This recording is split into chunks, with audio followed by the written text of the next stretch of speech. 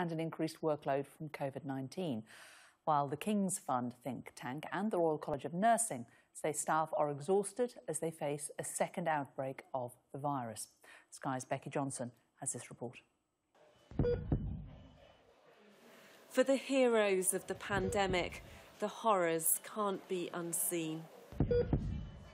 A second wave will require them to do it all again. For some, it's almost unbearable.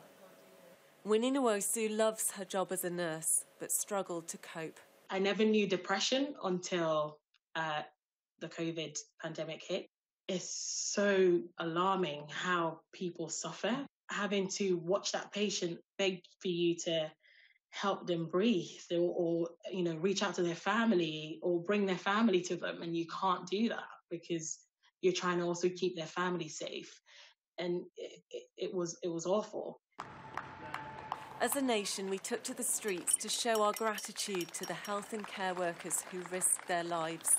But as the country moved on, many carers couldn't. We should be able to be honest and say, this feels hard and I'm struggling a bit. Psychiatrist Derek Tracy has seen evidence of a syndrome known as moral injury, which is linked to exposure to trauma. We're suddenly facing uncertainty. Will I become unwell when I go in? Will I go back and infect my family? We're seeing people with very high death rates when they're intubated. And moral injury is this idea that we feel out of control of that. The pandemic has added to already high levels of stress and burnout that are causing many NHS workers to quit, according to a leading health charity. As we begin what appears to be a second wave, I hear so many of them say, I just can't do this again.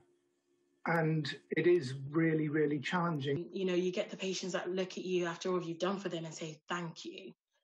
Winnie and her colleagues will fight the virus again. But the memory of the first wave is still very raw. Becky Johnson, Sky News.